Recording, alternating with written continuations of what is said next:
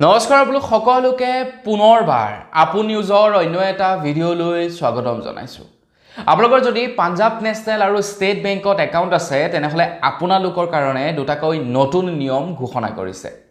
Punjab national আৰু state বেংকৰ যদি আপোনালোকৰ একাউণ্ট আছে, যদি আপোনালোকৰ পাঞ্জাব নেশ্যনেল আৰু ষ্টেট বেংকত একাউণ্ট আছে তেনেহলে আজিৰ এই ভিডিঅ'টো সম্পূৰ্ণকৈ চাই থাকক।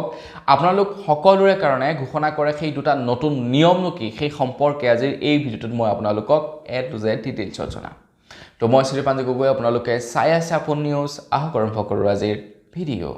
আগৈছো যে খবৰটো ফালে আগবঢ়াৰ আগতে আপোনালোক সকলোকে সৰুকৈ এটা অনুৰোধ, যদি খবৰ কেইটা চাই ভাল পায় তেন্তে লাইক এটা কৰিবলৈ কিন্তু নাপাহৰিব, আৰু চেনেল যদি এতিয়ালৈকে ছাবস্ক্ৰাইব কৰা নাই চেনেলটো ছাবস্ক্ৰাইব কৰি ল'ব যাতে এনেকুৱা ধৰণৰ খবৰবিলাক আপোনালোকে নিতৌ এই চেনেলটোত চাই থাকিবলৈ পায়।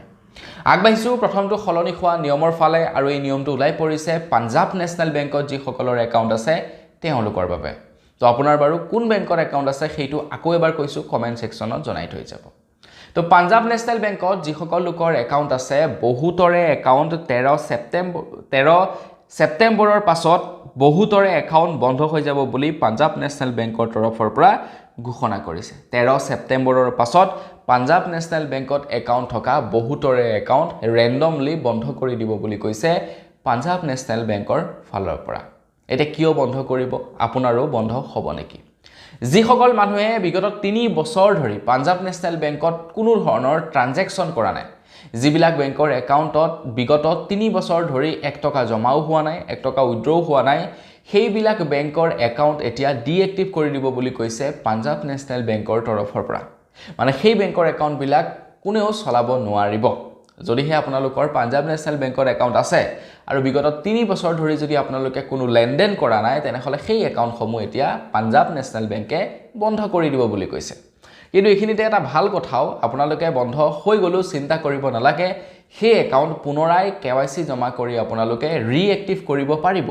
কিন্তু আপোনালোকৰ একাউণ্টত যিমানেই টকা নাথাকক কিয়, আপোনালোকে যদি বিগত 3 বছৰ ধৰি 1 টকাও লেনদেন নকৰে, জমাও নকৰে, উইথড্ৰ নকৰে, তেতিয়া কিন্তু আপোনালোকৰ বেংকৰ একাউণ্টটো ফ্ৰিজ কৰি দিব বা ডিএক্টিভ কৰি দিব বুলি কৈছে।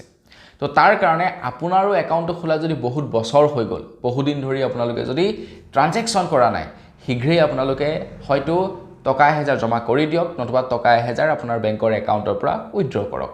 তেতিয়া আপোনাৰ বেংকৰ একাউণ্টটো জীৱিত হৈ থাকিব, ডিএক্টিভ নহ'ব। নহ'লে এবাৰ ডিএক্টিভ হৈ গ'লে আপোনালোকে বেংকলৈ দৌৰি ফুৰিব লাগিব, KYC জমা কৰিব লাগিব, ইটো কৰিব লাগিব, সিটো কৰিব লাগিব, সিটো কৰিব লাগিব, ঢেৰ সমস্যা হ'ব। গতিকে সমস্যাবিলাকত পৰিব নালাগে, তাৰ কাৰণে 1000 টকা, 100 টকা, 200 টকা, 10 টকা, 20 টকা যি পাৰে সেই এমাউণ্ট এটা বেংকৰ একাউণ্টত জমা কৰি দিব যাতে আপোনাৰ একাউণ্টটো ডিএক্টিভ কৰিব নোৱাৰে। আগবাঢ়িছোঁ ইয়াৰ পাছৰটো সলনি হোৱা নিয়মৰ ফালে। এইটো নিয়ম ওলাই পৰিছে যিসকল লোকৰ ষ্টেট বেংকত একাউণ্ট আছে তেওঁলোকৰ বাবে। তো আপোনাৰ যদি ষ্টেট বেংকত একাউণ্ট আছে আৰু আপোনাৰ ষ্টেট বেংকৰ একাউণ্টটো যদি বৰ্তমান সময়ত চলাই আছে তেনেহ'লে আপোনালোকৰ কাৰণে এটা নতুন নিয়ম সলনি হ'বলৈ গৈ আছে। ষ্টেট বেংকত যিসকলৰ একাউণ্ট আছে তেওঁলোকৰ কাৰণে 1 অক্টোবৰ তাৰিখৰ পৰা এটা বিশেষ নিয়ম সলনি হ'ব। এতিয়াৰে পৰা আপোনালোকে কেৱল প্ৰত্যেক মাহে 4 বাৰহে বেংকৰ একাউণ্টৰ পৰা পইচা উলিয়াব পাৰিব বেংকৰ জৰিয়তে। 4 বাৰতকৈ যদি বেছি পইচা উলিয়াবলৈ যায়, যদি ট্ৰানজেকশ্যন কৰে, তেনেহ'লে আপোনালোকে 15 টকা প্লাছ GST ভৰিব লাগিব। মানে অলমোষ্ট আপোনালোকে 20 টকামান ভৰিব লাগিব যদিহে 4 বাৰতকৈ বেছি ট্ৰানজেকশ্যন কৰে আপোনালোকৰ বেংকৰ একাউণ্টত, বেংকত গৈ যদি পইচা উলিয়ায় তেতিয়াহ'লে। আৰু সকলোবিলাক বেংকৰ একাউণ্টৰ ক্ষেত্ৰত এই নিয়মটো প্ৰযোজ্য নহ'ব, বিশেষকৈ কাৰেণ্ট একাউণ্টৰ ক্ষেত্ৰতো একেবাৰেই এই নিয়মটো প্ৰযোজ্য নহ'ব। ছেভিংছ একাউণ্ট, সকলোবিলাক ছেভিংছৰ ক্ষেত্ৰত এই নিয়মটো প্ৰযোজ্য নহ'ব। যিবিলাক একাউণ্ট নেকি বেছিক ছেভিংছ একাউণ্ট থাকে, বিশেষকৈ যিবিলাক শূন্য বেলেঞ্চ একাউণ্ট থাকে, সেই শূন্য বেলেঞ্চ একাউণ্টবিলাকৰ ক্ষেত্ৰতহে এই নিয়মটো প্ৰযোজ্য হ'ব। গতিকে আপোনাৰ যদি নৰ্মেল ছেভিংছ বেংক একাউণ্ট এটা আছে, কোনো প্ৰব্লেম নাই, আনলিমিটেড আপোনালোকে পইচা জমাও কৰিব পাৰিব, উইথড্ৰ কৰিব পাৰিব। আপোনালোকৰ যদি কাৰেণ্ট একাউণ্ট আছে তাতো কোনো প্ৰব্লেম নাই, কিন্তু বেছিক যিবিলাক ছেভিংছ একাউণ্ট আছে, যিবিলাক নেকি জিৰ' বেলেঞ্চ একাউণ্ট বুলি কোৱা হয়, সেই বেংক একাউণ্টবিলাকত কেৱল 4 বাৰহে পইচা উইথড্ৰ কৰিব পাৰিব। এইটো এটা লিমিট ছেট কৰি দিছে ষ্টেট বেংকৰ ফালৰ পৰা। তো আপোনাৰ যদি জিৰ' বেলেঞ্চ একাউণ্ট আছে, বেছি ট্ৰানজেকশ্যন এতিয়া কৰিব নোৱাৰিব। তো বন্ধুসকল, বছ আজিৰ ভিডিঅ'ত জনাবলগীয়া খবৰ ইমানকেইটাই আছিলে। খবৰ দুটা জানি কেনে পালে কমেণ্ট ছেকশ্যনত জনাব। আপোনাৰ কোন বেংকত একাউণ্ট আছে সেই সম্পৰ্কত জনাব।